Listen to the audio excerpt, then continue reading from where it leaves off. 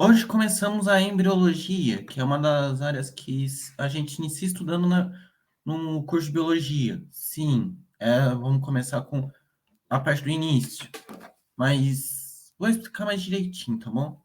Vamos para a abertura.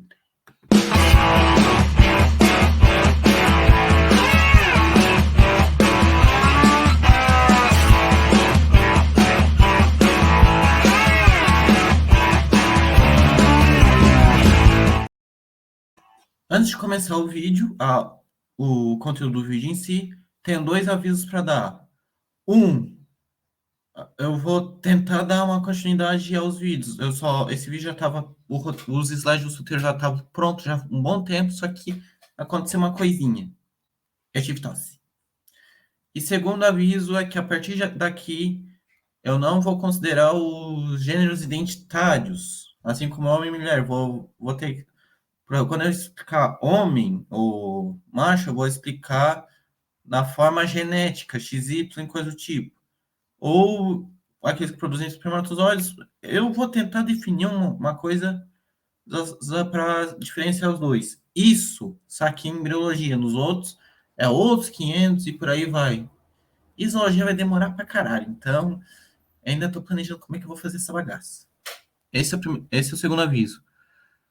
Terceiro, eu vou iniciar dando um contexto histórico da embriologia, que é o início da sala de embriologia, o contexto histórico. Pois muita gente acha que na biologia não tem contextos históricos nas suas áreas, mas tem. Tipo, na zoologia, botânica e microbiologia, nós temos contextos históricos, tanto das suas classificações, tanto da classificação, que é a sistemática, tanto de como surgiu.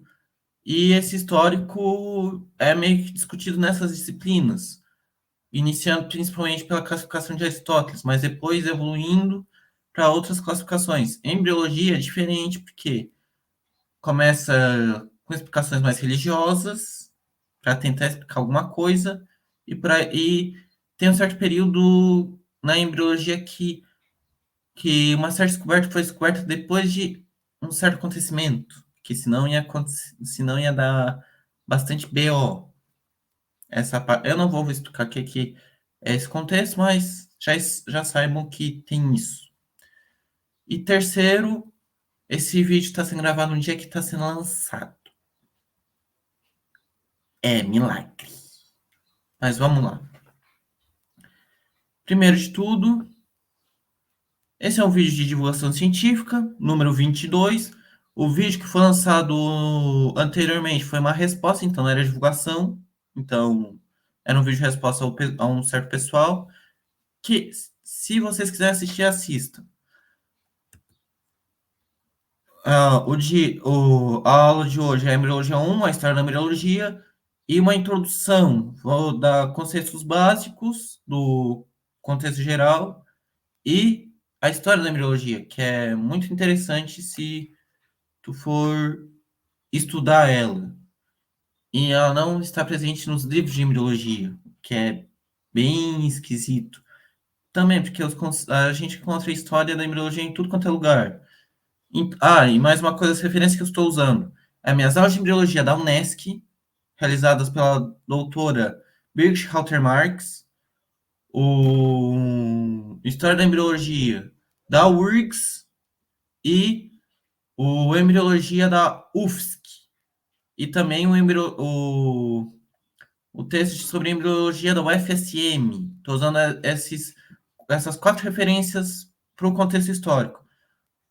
As aulas de embriologia eu vou usar o livro Embriologia do Garcia Garcia, porque é mais usual, porque ele explica comparando com os outros animais, ok? Só não vou usar comparação, porque daí vocês não vão entender uma bagunça nenhuma.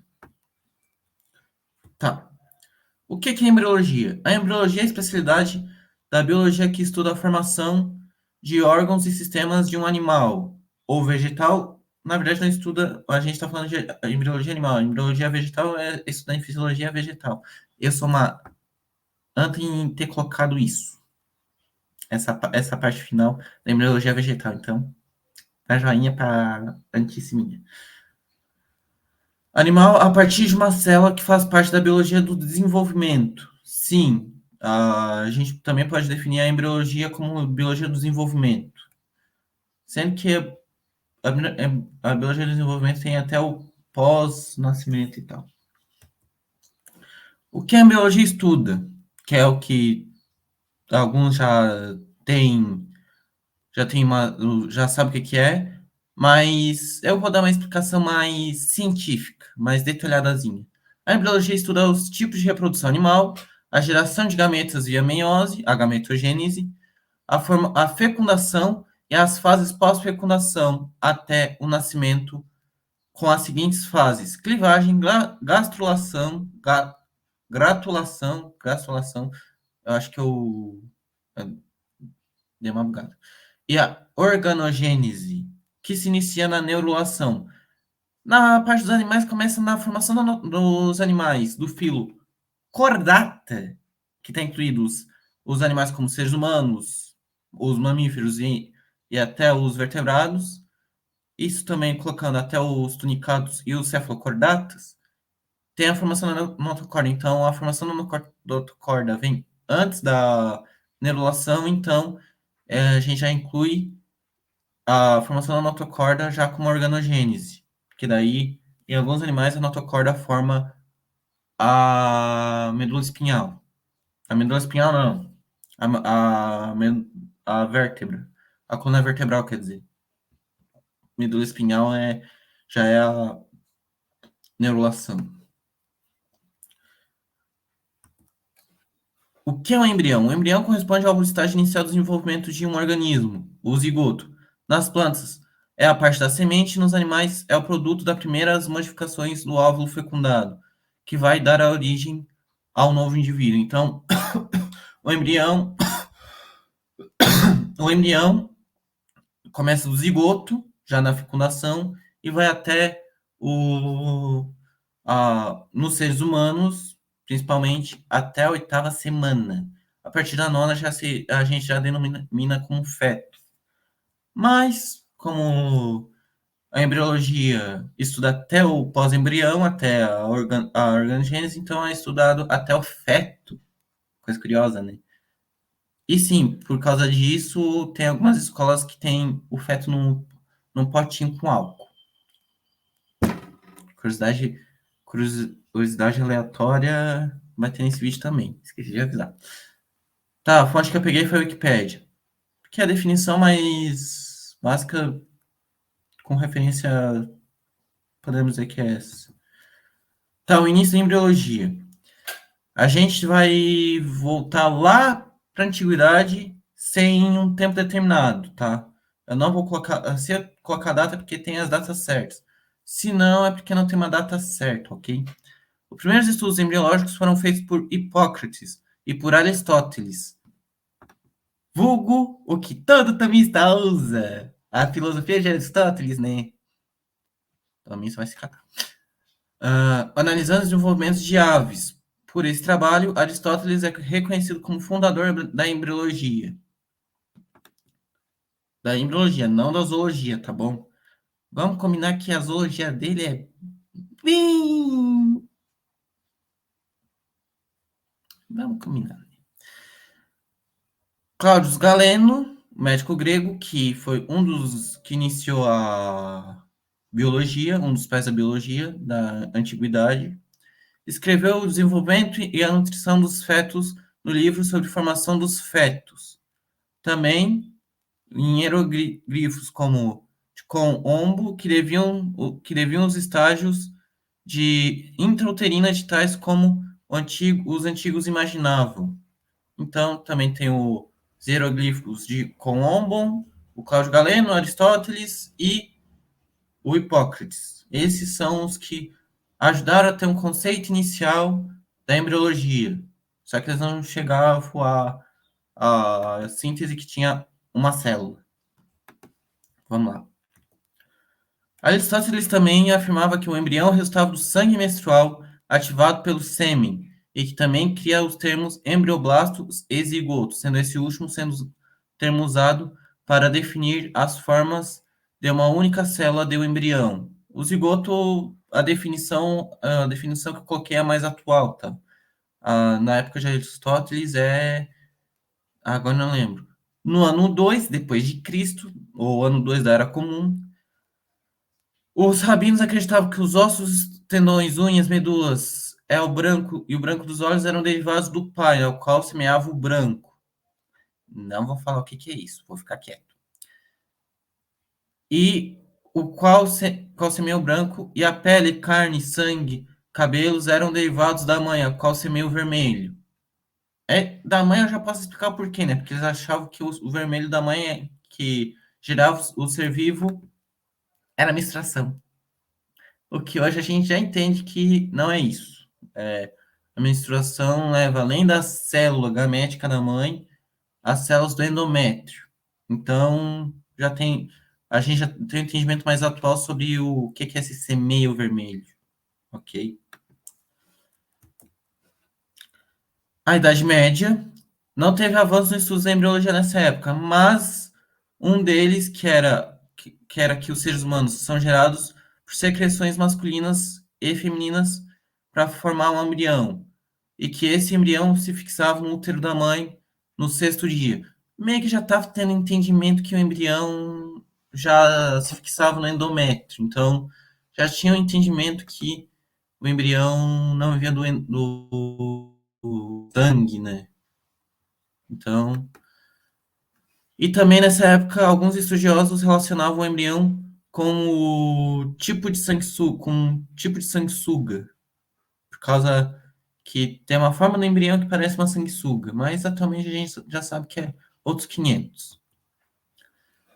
Século XVII, agora já na era moderna, na Idade Moderna, não.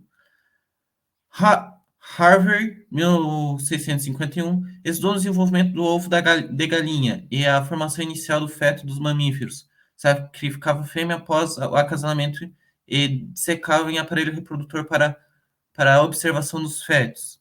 Steno, 1638, 1686, essa é a idade que ele viveu, demonstrou em que um ovo dos mamíferos provinham do ovário, o chamado de testículos de fêmea. Atualmente a gente usa o ovário, tá bom? E se desenvolviam no útero. De Graaf, que é o cara que nomeou o folículo de Graaf, descreveu o folículo ovariano em mamíferos, estabelecendo a relação entre o ovário e o útero, com os primeiros estudos de desenvolvimento do embrião. O início do estudo da ovogênese na embriologia. Aqui começa já os estudos da gametogênese via a ovogênese, ok? Em 1673, Marcello Malpighi, um embriologista italiano, fez a representação detalhada do embrião de aves. A microscopia do holandês Antoine van Leeuwenhoek, não sei o nome dele, tá bom? Apresentou a a Sociedade Real de Londres em 1673 o desenho de animáculos presentes no esperma do homem. Esqueci de colocar a figura. O termo espermatozoide foi cunhado em 1827 por von Bauer. Nessa época, então, ele já começou a descrever o espermatozoide. Esse animáculo viria o que seria a ideia do homúnculo. A concepção em algumas culturas, tá? Na alquimia. Que o espermatozoide do homem formava um homúnculo, ou que tinha um homenzinho no espermatozoide. Depois que essa bagaça começou a se modificar, quando se descobriu que a mulher tinha ovo. A concepção dessa ideia foi defendida principalmente por esse último que eu falei, em 1677, e por Hans Stoker. Hans Toksoeker. Nomezinho ruim. Em 1694, através da representação dos homúnculos. E é por isso que tem essas ideias estranhas. do século XVIII até hoje, a partir de agora não teremos mais divisão por século, tá? Agora, né, nesse contexto. Spallanzani fez investigações a respeito do processo de fecundação em rãs e precisou que neste grupo ocorria fecundação externa e que os ovos retirados dos ovários não se desenvolviam espontaneamente. Este pode ser considerado como um dos estudos primordiais para a inseminação artificial. E sim, a partir daqui começou a se diferenciar que alguns animais tinham fecundação externa e fecundação interna, também começando a diferenciação da reprodução, o que já vai incluir na próxima aula, que é sobre reprodução, mas continuando no contexto histórico. Wolff estudou o desenvolvimento de galinhas ao microscópio e mostrou que órgãos não são pré-formados, mas sim que se formam de pouco a pouco ao longo do tempo. Neste século que nasce a ideia da transformação lenta e gradual e o desenvolvimento das espécies. E no discurso da época das épocas geológicas, começa o discurso da evolução nessa época, já no século XVIII. O que significa que já estamos próximos da origem da evolução das espécies via seleção natural do Darwin. Então, já com essa ideia do Wolff, o avô do Darwin começa a desenvolver a ideia de evolução que viria a ser mais desenvolvida pelo neto dele, o Charles Robert Darwin, conhecido como Charles Darwin, o que tem muito criacionista que não aceita essa ideia. Em 1759, Wolff também, com seus estudos, refutou a teoria da embriologia de sua época, que era a teoria da pré-formação, e formulou que o embrião, a teoria da epigênese, ou teoria da generationis, tá em italiano, que é a da geração dos órgãos. Em 1745, Charles Bonnet conceituou o termo embrionete para expressar que os corpos estavam encapsulados dentro de um outro, desenvolvendo a sucessivamente. O ovista Albrecht von Haller, em Elements de Physiology, de 1752, escreveu que cada mãe é um ovuláculo de um feto e de milhões de invólucros desses resultam mais milhões.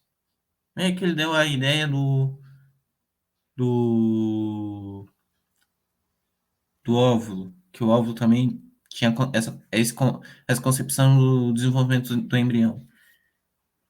Em 1817, Henrik Christian Pander, em seu doutorado, descreveu os folhetos embrionários e o blastoderma.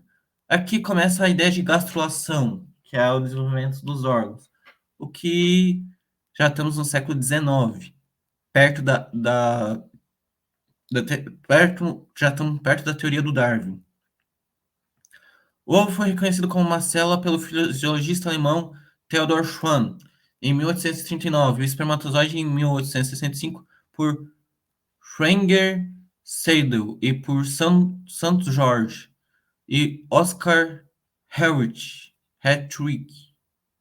Não sei lá, é alemão, me desculpe. Em 1775, observou a fertilização de um ouriço no mar, que estabeleceu definitivamente a participação dos dois gametas no processo e descreveu as seguintes fases do processo da fecundação: penetração de um único espermatozoide no gameta feminino, formação da membrana vitelina, individualização do útero espermático e que se aproxima do núcleo da fêmea, com eles se funde, e a segmentação do ovo. Essa segmentação do ovo a gente já conhece com outro nome, clivagem.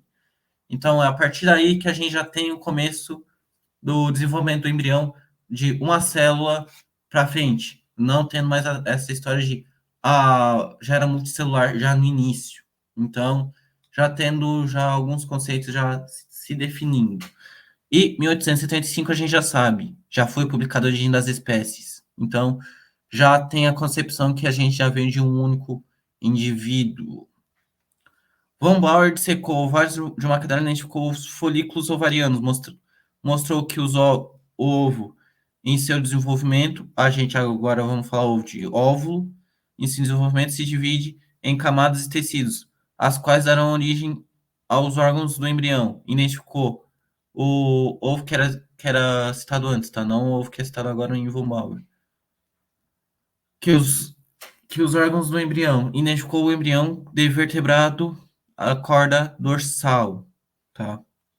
Depois a gente descobre que equinoderme também tem isso, a corda dorsal, a corda vertebral dorsal. A corda dorsal aqui é citada na tua corda, tá? Sendo que nos equinodermos é só a parte neural. Então, a partir daqui, a gente já começa as classificações de seres vivos mais recente, que vertebrado é tudo um filo só, tá bom? No século XIX, inicia-se a embriologia experimental. Em 1839, Schlender e Schwann descrevem a teoria celular da embriologia que o embrião se desenvolve em uma única célula que é chamada de zigoto, termo criado pelo Aristóteles. Então, a partir daqui, alguns termos que eram usados antigamente serão usados para novos conceitos, como uma única célula, o zigoto, entre outras coisas. A partir daqui, agora é a famosa baguncinha organizada. Hooks estudou os ovos de rã. Diresh estudou os ovos de ouriço do mar. Sperman realizou estudos sobre indução embrionária em anfíbios. Morgan estudou os ovos das drosófilas, que é um inseto. A partir daqui, ele começa também a estudar a embriogênese, a embriologia de outros animais, como nemateumintos, tênias, entre outros, para se entender a embriologia. Até de planária a gente começa a estudar mais a partir dessa época.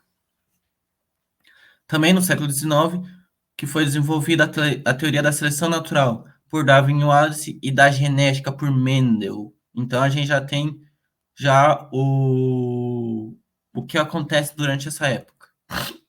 No século XX, teve vários avanços na biologia, pois são muitos que não dá para citar, tá? E porque foram muitos mesmo. Mas no século XX também aconteceu um negocinho que a gente tem que citar. Para um contexto rápido, um certo avanço da embriologia de muitos cientistas se sentiram aliviados para acontecer vários anos depois da Segunda Guerra Mundial, pois eles temiam que esse certo avanço poderia auxiliar os nazistas na disseminação de suas ideias. Isso, agora dando contexto mais explicativo, o motivo é porque se essa ideia fosse na época dos nazistas, ainda na Alemanha, isso tendo aulas e coisas do tipo e vendo o porquê, essa ideia poderia criar vários arianos na ideia de Hitler e dos nazistas. E por isso que muita gente ficou aliviada. Eu já vou explicar o que é esse avanço que todo mundo se sentia aliviado. Porque esse avanço poderia surgir muitos arianos e poderia ajudar na teoria dos nazistas que estava certo, coisa do tipo. Agora eu vou explicar o que é esse avanço. Esse avanço citado aconteceu em 1978 e ela é a técnica de fertilização in vitro em seres humanos, ou o bebê de proveta. Sim, todo mundo se sentia aliviado que isso surgiu em 1978, porque as ideias já estavam vindo já bem antes, só que essa ideia nunca dava certo. Quando deu certo, todo mundo se sentiu tranquilo. Vamos lá. Que foi desenvolvida por Edwards e Treptow, sendo essa técnica conhecida popularmente como um bebê de proveta. Um adendo que o primeiro bebê de proveta é uma mulher que teve filhos de forma natural, o que comprova que a técnica não influencia em nada nos indivíduos gerados nessa técnica. E só um adendo, ela é bem saudável, tá? Então, vários bebês de proveta que surgiram depois surgiram bem saudáveis, o que foi até um alívio, que a técnica poderia ter falhas. E atualmente a técnica também é usada para pais que estão em uma certa idade, que querem ainda ter filhos, os seus genes, mas até alguns que não podem ter mais não só por idade ou por outro problema, então é usada essa fertilização e porque os gametas estão impossibilitados, nisso pode ter vários motivos além da idade, então pode ser infertilidade do marido, pode ser infertilidade da mulher ou coisa do tipo, mas dá para provar que é isso tudo sem o problema no útero, tá? Se o útero tiver com problema, daí é outros 500. Mas se não tiver problema no útero, mas sim nos gametas, daí é usar essa técnica. E os bebês nascem saudáveis. Então não é. Na época se tinha um escândalo que poderia surgir como pode dizer? A, agora bugou. Poderia surgir a clonagem e outras coisas. A clonagem já existe, só que em ser humano ainda tá mais na parte da questão ética, tá bom? E poderia trazer outros problemas, coisa do tipo, que atualmente a gente já sabe que ah, é usado o bebê de proveta para tentar descobrir se o embrião vai ter algum problema ou não, ok? E é isso. O vídeo foi apresentado por mim, sob a orientação do professor Fábio Beck, com o curso de Física Licenciatura EAD. Esse foi um vídeo de divulgação científica na área de biologia, tá bom? Estou fazendo isso porque essa parte de biologia é bem interessante, porque nessa parte de contexto, porque usando contexto, a gente ver o histórico de algumas áreas, que podemos dizer que a gente não consegue relacionar tanto a história da humanidade quanto as outras coisas. Mas a embriologia a gente pode conseguir ver o contexto, que uma certa técnica que poderia ter ajudado os nazistas surgiu bem depois, que foi um alívio, por incrível que pareça. Ah, e entre outras coisas. Então, a embriologia, se tu vê a história dela, se confunde com a história da própria humanidade, da própria filosofia, das outras áreas. Sendo que é uma área da biologia que muita gente na escola não vê nem a história.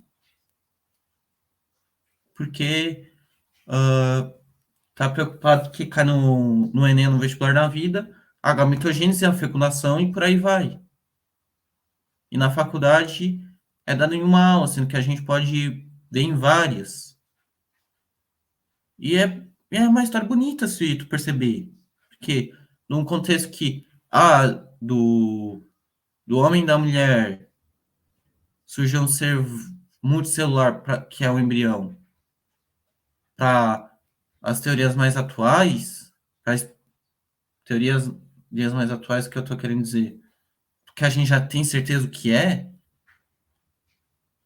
uma evolução histórica imensa.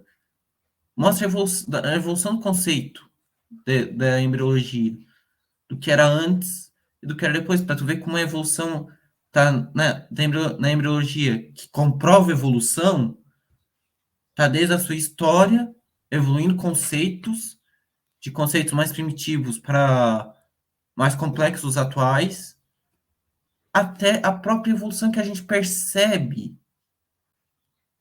Então, a embriologia é o principal fator que a gente usa para comprovar a teoria da evolução.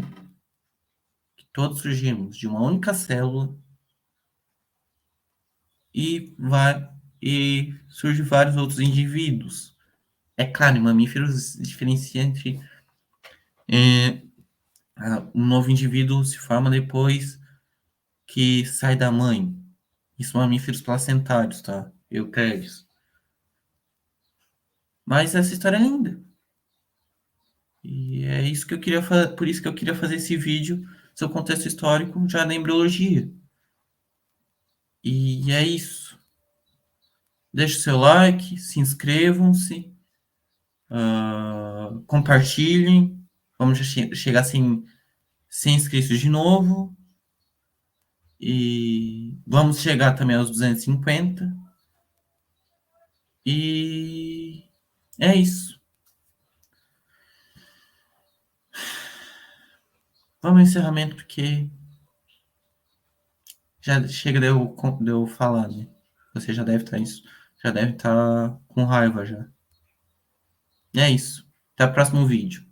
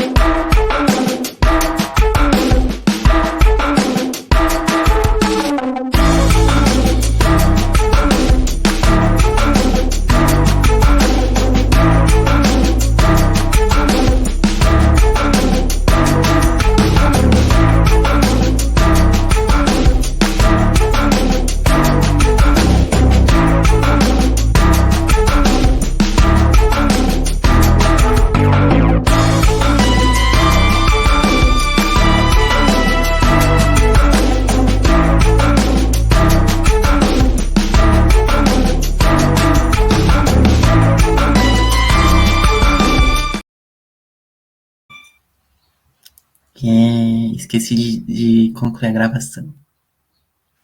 Pós créditos.